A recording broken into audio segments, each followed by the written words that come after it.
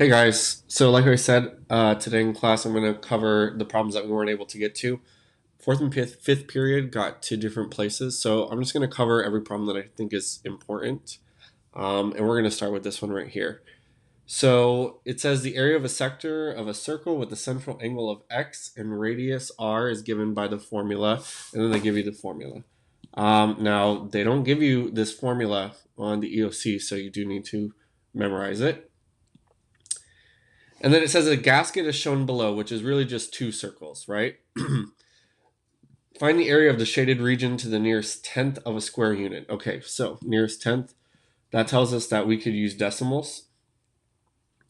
And what I'm going to do is I'm going to say that pi, just because I know I'm going to need it later, is going to be 3.14. All right. So what we need to do, or what you need to do when you look at a problem like this, is recognize that there are two circles. One is bigger than the other. Okay. So what I did was I said, okay, well, the small circle, I'm going to do that one in blue. The small circle is this one right here, right? And the radius is 4.2.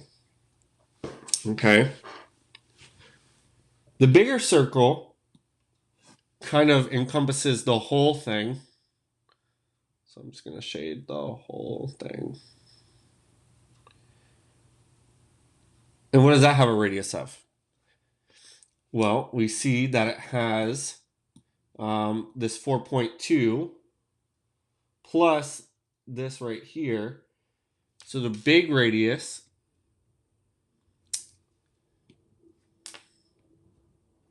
is 4.2 plus 3, which is 7.2 centimeters. All right. Now, I'm going to get rid of all of these highlights. All right. Now, here's the thing. They give you that this angle right here is 145, but that is the unshaded region. So what we need is obviously the angle that is right here, which you can solve for that by doing 360 minus 145.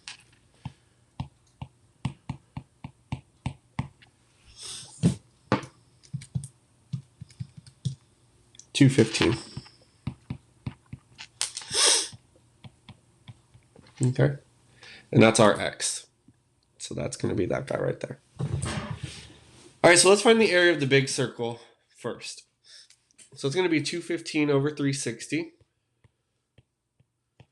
times pi r squared. And like I said, the radius of the big one is 7.2. So I'm just going to plug all of this into my calculator. I'm going to do 7.2 squared times 3.14, hit equals.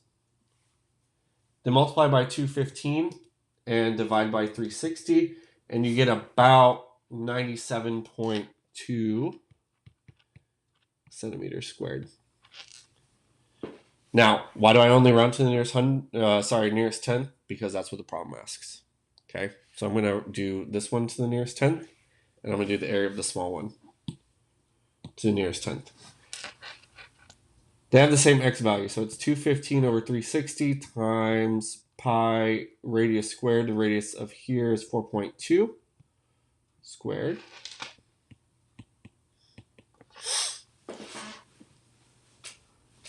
Plug that all into the calculator.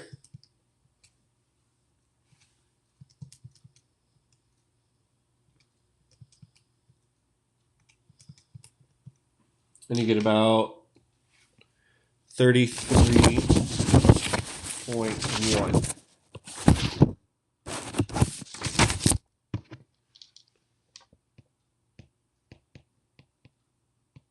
centimeters squared. Okay, now,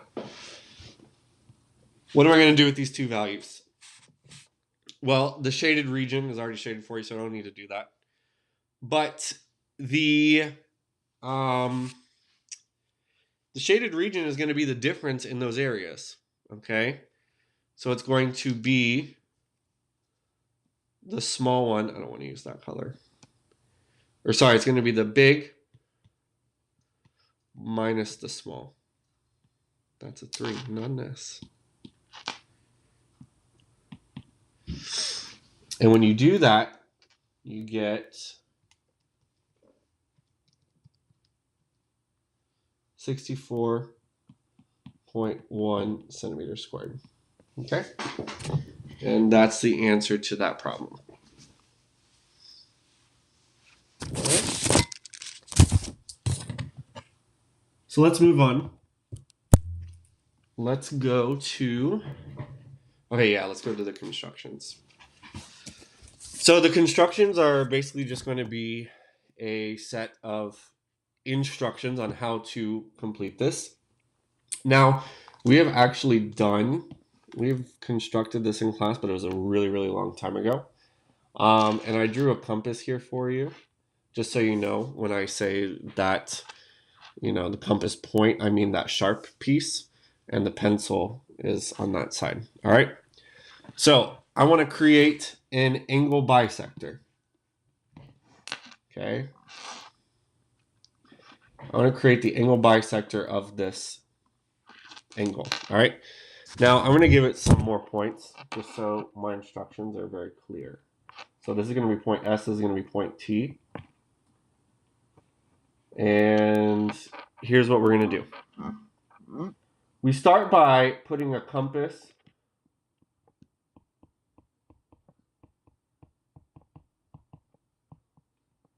it on G.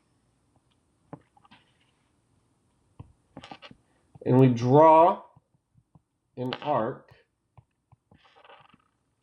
on the ray GS. So like this. Okay, now that's just at a random spot. Okay. Do the same thing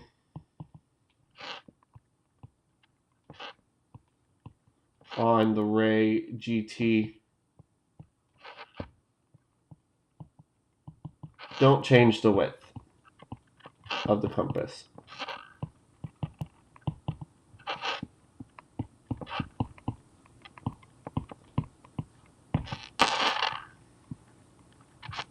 Okay, so it's going to be like that.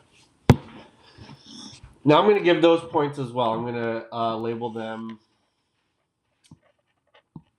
I'm going to label this one Q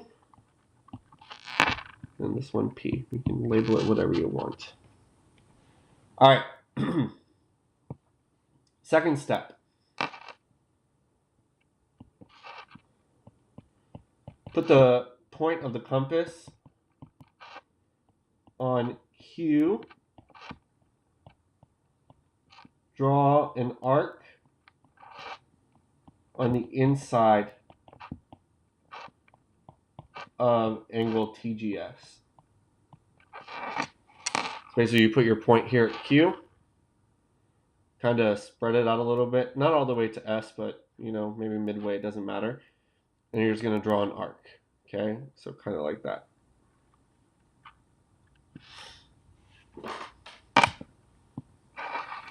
All right.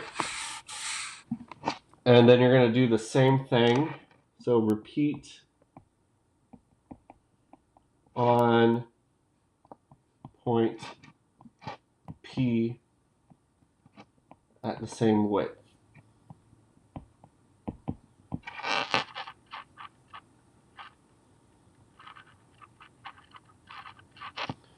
All right. And then all you do, I'm not going to write an instruction for this. All you do is you mark that point right there, and you draw a ray from G to that point. And that is the angle bisector. Let me give that a letter. We'll call that R. So you'd say that GR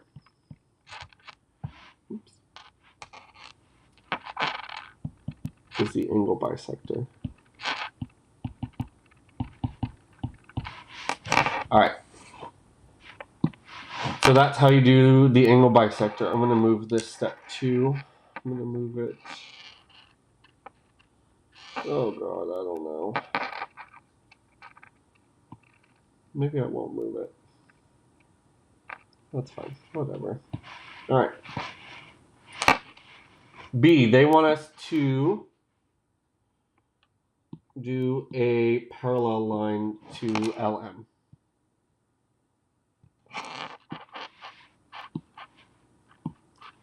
All right, so first step.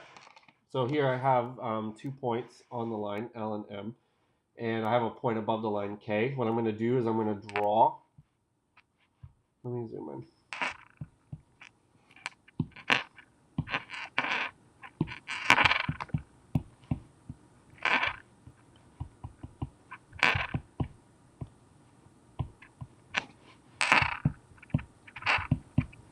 Draw a line through L and K. Okay, you do that with your straight edge.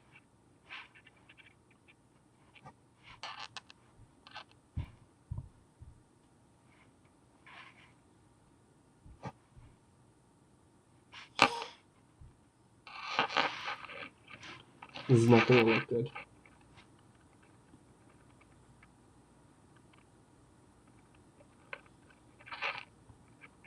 Okay, that's fine. All right. So what we're going to do now is we're going to put the compass point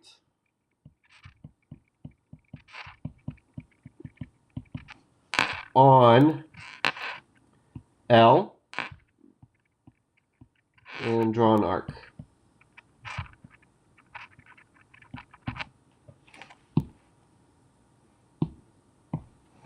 So like this. Put the point on L, you put your pencil somewhere else. Okay? And you draw an arc like that. Now you're going to do the same thing at point K and at the same width, okay? So I'm just going to write repeat at point K.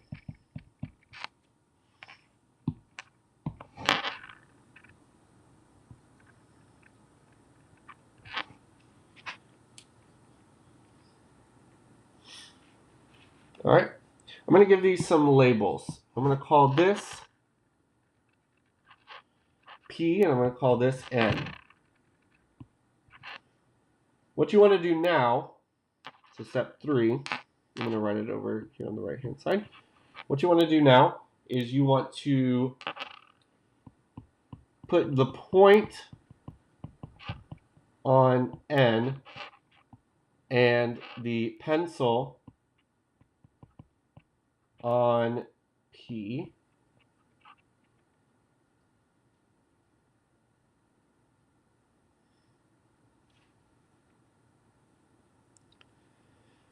And then you don't change the compass.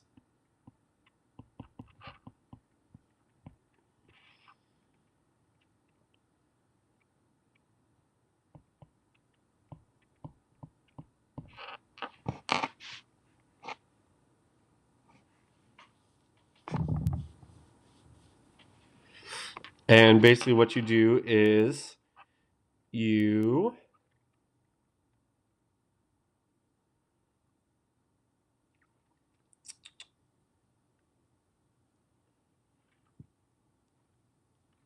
basically just going to put the compass here where I'm drawing. All right. Because you're trying to copy the angle. You're copying the angle and you just swing the pencil so that it intersects the line. Okay. So you copied the angle. And now at this point right here, and this is not going to look to scale at all, but you can draw a line through K and that point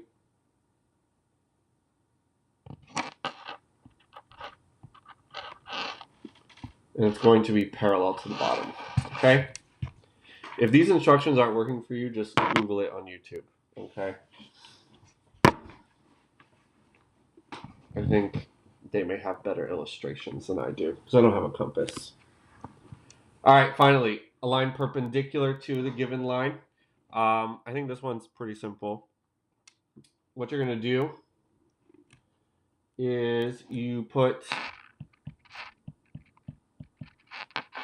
the point on P and draw arcs on the line.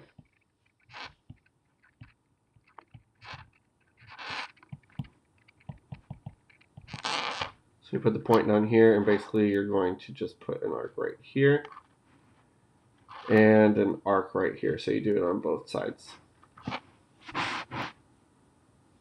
All right. Then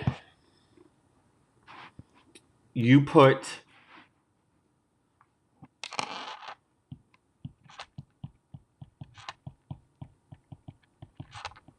on the intersection points.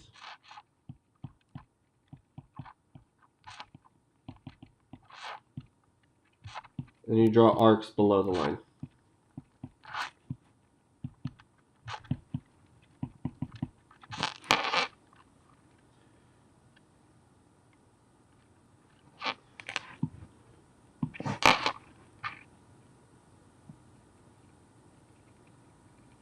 So something like that.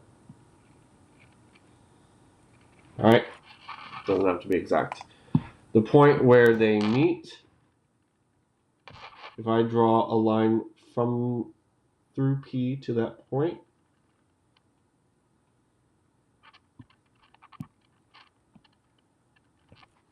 it's going to be perpendicular. All right. Enough of the constructions. There they are. Like I said, if this is not easy for you to understand without me doing it with the compass, then just go on YouTube and do what they got to do. All right. Now, this one right here is testing your knowledge of central and inscribed angles. Now remember, central angles, they're going to equal their arcs, the intercepted arcs. So like if this is 5x, this angle, XZW is 5x, then its arc is also 5x. Okay? Same thing, arc XY is 60 degrees. This angle right here is going to be 60 degrees. So to solve this problem for x, what we're going to do is we're just going to sum all of these arcs and set it equal to 360. So 5x plus 10x plus 60 equals 360. Okay? Combine like terms. We're going to want to get x by itself. So you get 15x is equal to 300.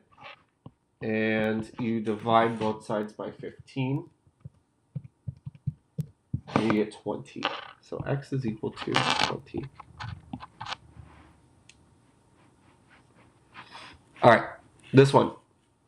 Now, this problem is testing your knowledge of intersecting chords.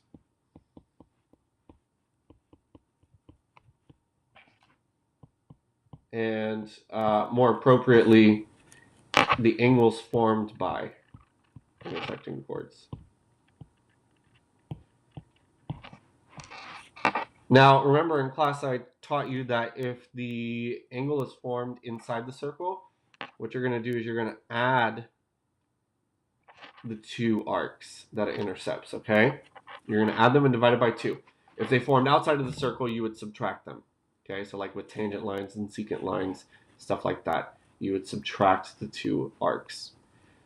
So this angle right here, because it's formed by 2 intersecting chords, is going to equal half of the sum of these 2. Okay, now I don't like to distribute the 1/2 throughout, so what I'm going to do is get rid of that 1/2 by multiplying by its reciprocal on both sides. So we get 12x is equal to 160 plus 4x. Subtract the 4x on both sides, and I get 8x is equal to 160, and therefore x is going to equal 20. Now that's what x equals, okay? But I want the measure of angle FDG, which is this right here, right? So if x equals 20, then this angle right here is equal to 120. And since angle EDF and FDG are supplementary, then I get that this is going to equal 180 minus 120, which is 60 degrees. All right, good. Got to know your circle properties. All right, this problem right here. Talking about circles and similarities. I mean, you should already know that all circles are similar. But I guess this person really just wanted to prove it. So we're going to look at what they did. Up here, this is just saying, it's just telling you what you already see, okay? The center of circle A and the circle B and the points that are on them, right? So before I even start this problem, here's what I'm going to do. I'm going to look at the radius of this first circle, okay? Circle A, the little baby one, okay? So the radius there is the distance between A and M, which you can tell just by looking at the figure. Since the figure increases by 1 each grid point, the radius of circle A is 1, right? Okay. What's the radius of circle B, though? So if I just go from B to M, that's 1, 2, 3, 4, 5. That's 5 units, right? All right, let's keep looking. It says Kylie performed 2 transformations on circle A to prove that circle A is similar to circle B. She first dilates, okay? So the first thing she does is dilates the circle with the center of dilation at the origin. Then she translates the dilated circle. So basically, she's going to make A bigger, and then she's going to move it so that A goes to B, right? That's what we want. We want to get A to B. Okay, so dilation, meaning something gets bigger or smaller, okay? Well, if you already look at the radii, the radius of A is 1, the radius of B is 5. How much bigger is the bigger circle? 5 units, right? So remember, when we write our rules, what we're going to do is say, okay, well, what did I do to a point xy? Well, I multiplied it times 5x and then 5y.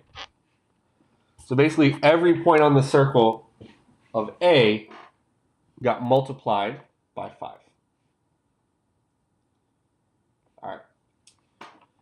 So now that I've done that, the center of this circle is still at 0, 0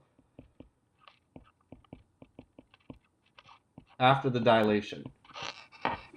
So, okay, if the center is still at 0, well, then how am I going to get from A to B? I'm just going to look and say that I went up 1 and to the left 1, 2 places, right?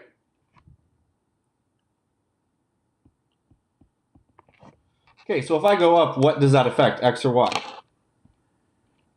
It affects the y. And if I go left, that's going to affect the x.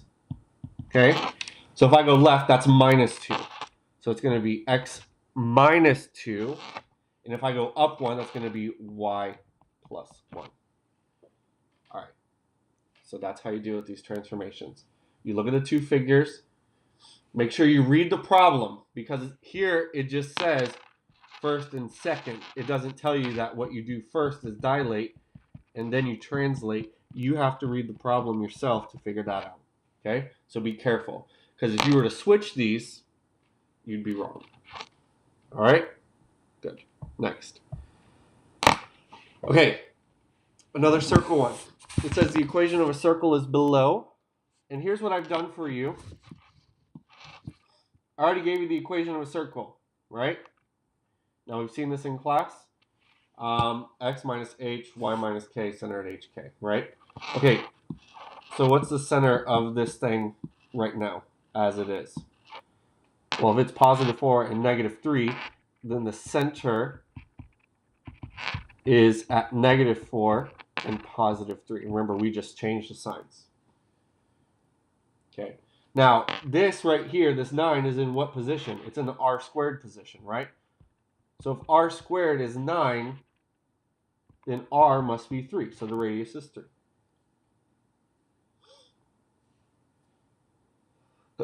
All right, so the circle is transformed 3 units to the left and 5 units down.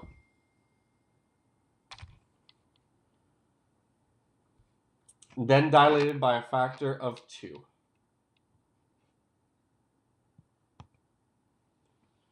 Okay, the dilation really affects the radius, okay? So, if the original radius is 3, then the new radius, which we're going to call r prime, because remember the notation, this is the pre-image.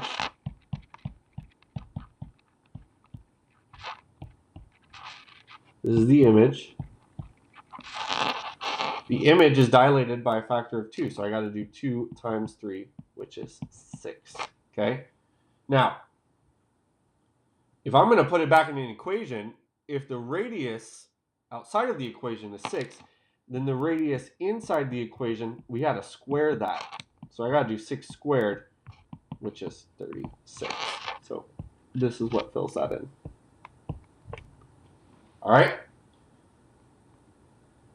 Now let's talk about the transformation. If I do 3 units to the left, that affects the x, right? And if I'm going left, that's going to be negative. So the original equation, the center is at negative 4. If I move it 3 units to the left, now it's going to be negative 4 minus 3, which is negative 7. And if I go 5 units down from 3, that's going to be 3 minus 5, which is negative 2. So the new center is at, negative 7, negative 2. And if I were to put that in an equation, remember I got to change the signs, it would be plus 7 and plus 2. So there you go. That's the final answer. That's how you deal with these problems. You got to come in with an understanding of the equation of a circle and how to read it and get out the center and the radius. Then you have to just follow the transformation sequence. Dilate, move left, right, up, down, however you want to move. All right. All right, this problem. The issue I have with this problem is that they don't give you any units, and you kind of have to come up with them on your own. And they just give you a bunch of statements here that can be confusing to some students. So here's what I'm going to do. I'm going to read the first statement and then kind of make some assumptions. So it says the length of AZ is 3/4 the length of AB. Okay. 3/4 the length of AB. I want to deal with whole numbers as much as I can, okay? So if I know that a fraction of one line is going to equal another line, I'm going to look at that last number, or the denominator rather, 3/4, and say, okay, well, let me say that AB is 4. Then the length of AZ is 3/4 of that. So AZ is 3, okay? That's how I tackle these problems. If you wanted to use 1, you could use 1, but you're going to be dealing with a bunch of decimals and fractions and stuff like that. You could choose 8 or 12 or anything like that, but I went with 4. It's really up to you. All right, so I took care of that. The radius of circle X is 1/2 the radius of circle Y, okay? Well, the radius of circle Y is just going to be half the length of AB, right? So that's 1/2 of 4, so that's 2. So if the radius of circle Y is 2, then the radius of X is 1/2 of that, so that's just 1. Meaning that this distance from A to X is 1. And then it says the radius of circle W, which is the little baby one, is 1/4 the radius of circle Y. Well, here's the thing. If I already know that AX is 1, then I already know that the radius of circle W is half of that. So that's 1/2. Okay? There we go. So yeah, let me just kind of draw on some things here to help you see. Okay, so AX is 1 because I said that AB is 4. Okay, radius of circle Y, obviously that's 2. The radius of circle X is 1. Right, and I already drew that in there. All right, so let's do it at once. Find the ratio of the circumference of circle Y to the ratio of circumference, or to the circumference of circle X. So this is what I want, CY over CX. Well, the circumference formula is 2 pi r, so I want 2 pi r y all over 2 pi r x. What cancels out here? The 2's cancel out, the pi's cancel out, so I'm really just left with radius y over radius of x. Well, do I have those? Yes. Radius of y is 2. Radius of x is 1. So that's just 2.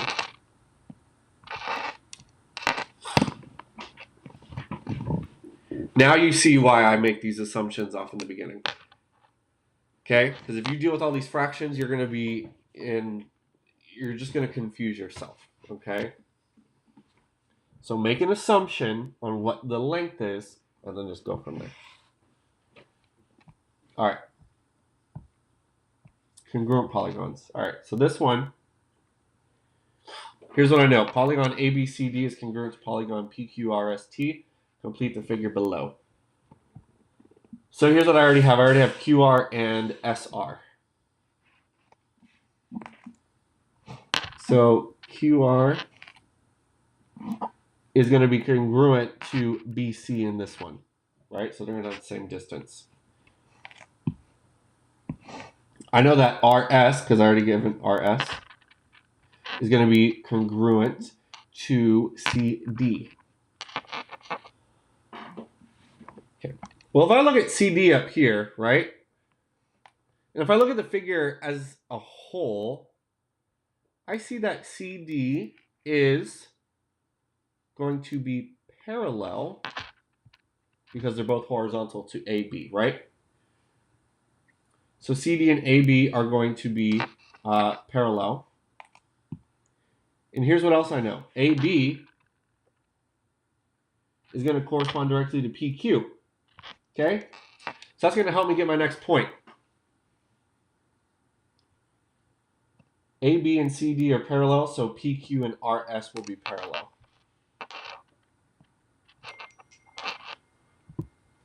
I'm sorry. My roommates are texting me. All right. So, how long is AB? AB is 1, 2, 3 units long. Okay? Now, it has to be parallel to SR, and it would not make sense for us to go down from Q, so it wouldn't make sense for us to go this way. So what we're going to do is we're going to go 3 units up. 1, 2, 3, and this is going to be point P. Okay, so let me just erase that.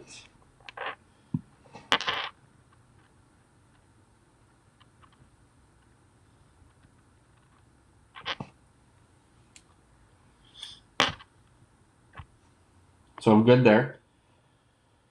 And then I just need T, and then I'd be done. Okay, well, T corresponds with E, right?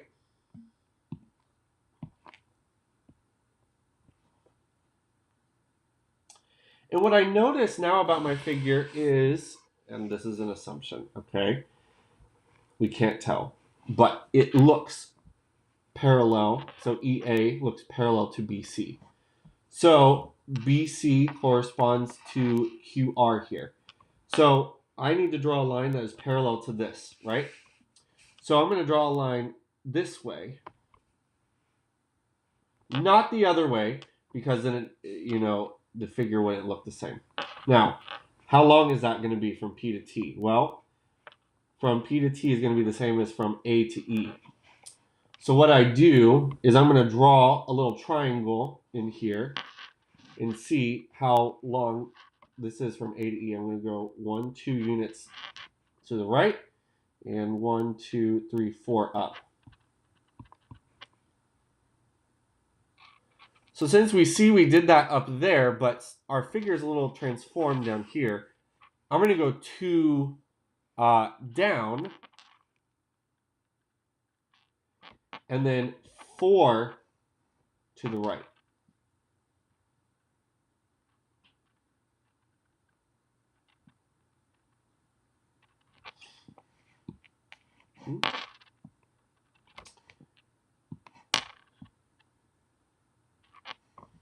And of course, I lost some stuff. So that's going to go there. This is going to be T. So T is going to go right there. So it looks parallel to QR.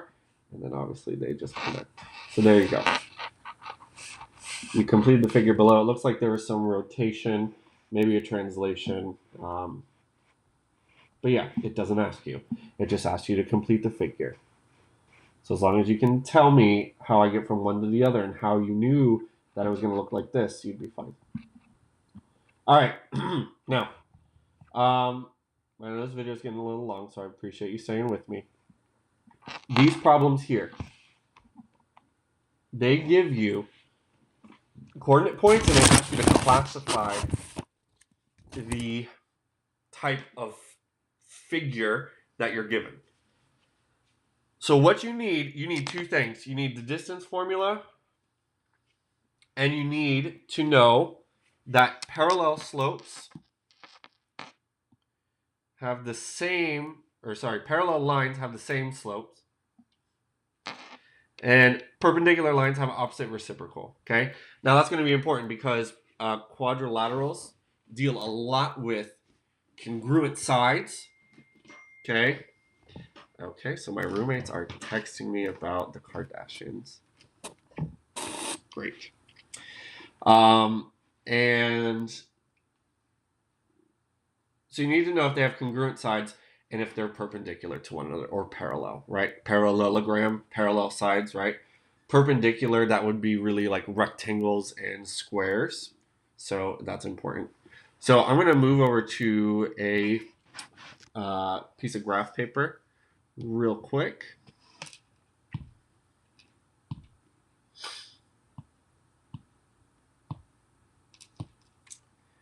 All right.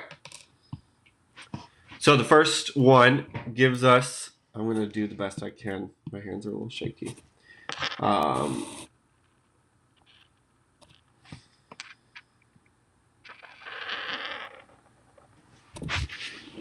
So I'm going to draw what it is in A. So it's negative 3, 3. So 1, 2, 3, 1, 2, 3. Here's A. B is 0, negative 1. C is 5, negative 1. So 1, 2, 3, 4, 5.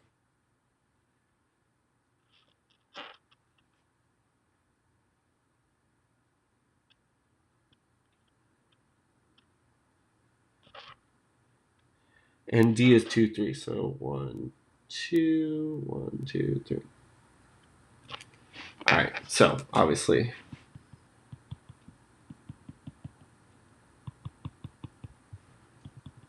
so here's what we need. We need to know what type of figure this is. Rectangle, square, parallelogram, rhombus, check all that apply, right? Okay, right off the back, we can tell that this side is parallel to this side because they're both horizontal. Now, what's the distance? I can literally count. 1, 2, 3, 4, 5. AD is 5 units long, so is BC. 1, 2, 3, 4, 5. Okay, the only thing we need now is to know the distance from A to B. Now, if you are a traditionalist, you can just use, what's it called? The distance formula, but I'm going to use Pythagorean theorem because I think it's a lot easier, okay? So basically, I'm just going to try to see what the distance is between here. This is 3 units. This is 4 units. Now, I already know this is a right triangle with a side length of 3 and a side length of 4, so this is going to be 5. That's a 3, 4, 5 triangle, okay? What about here in CD? It's starting to look like it's probably a rhombus, at least because of the 5, 5, 5, 5, right? So if this is also 3, this is 4, so this is 5. So yeah, this is a rhombus for sure because rhombuses, or rhombi rather, all sides are congruent. So that checks the box. Now, is it a square? No. Why? Because not all angles are 90 degrees, okay? The only thing we need to check for now is that if it's a parallelogram. But here's the thing. If it's a rhombus,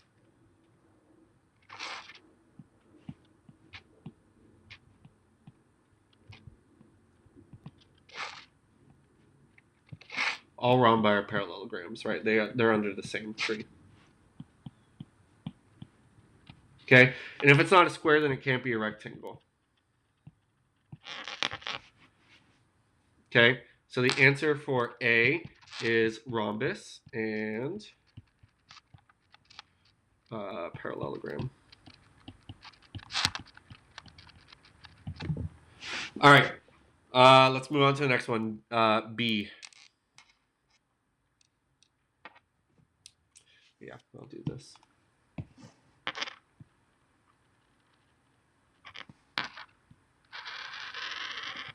Okay. -2, -1, that's point A. -1, -5, 1, 2, 3, 4, 5. C is 3, 1, 2, 3, -4, 1, 2, 3, 4. And then D is 2, 0. Okay, so right off the back. Parallelogram? Probably.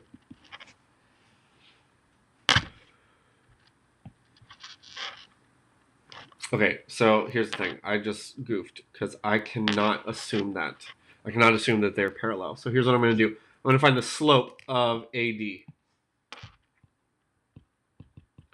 Right? Remember, slope formula is the change in y over the change in x.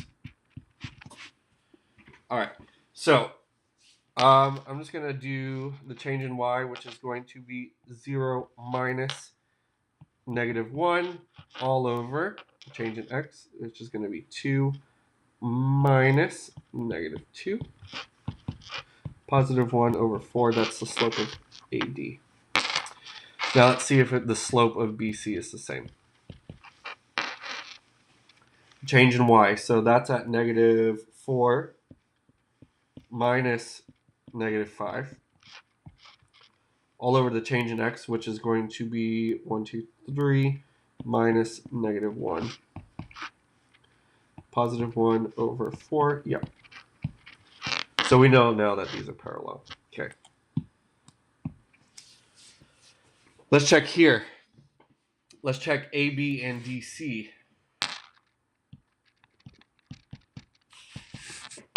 Change in y. So I'm going to go from A to B. So it is going to be -1 minus -5 all over the change in the x, which is going to be -2 minus -1. That's going to get me 4 all over -1, so I have -4. Is the slope there. The slope for DC is going to be the change in y, so I'm going to go from D to C. So 0 minus -4 all over the change in the y, or sorry, the change in the x, which is going to be 2 minus 3. Okay, good. So these are also parallel. What else do we notice? The slope here and the slope here are opposite reciprocals.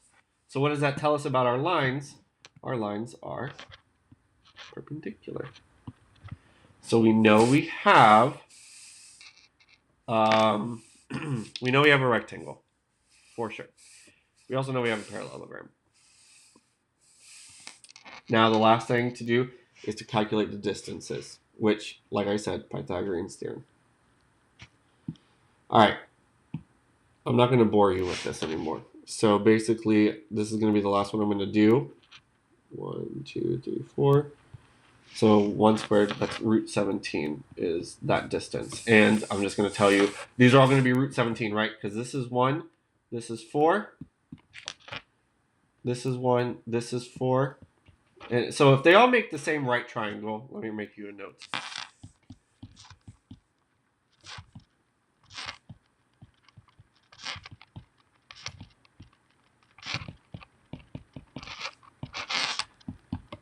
Then all sides are congruent. All right. So let me go back to my original document and just kind of tell you what the answers are. Oops.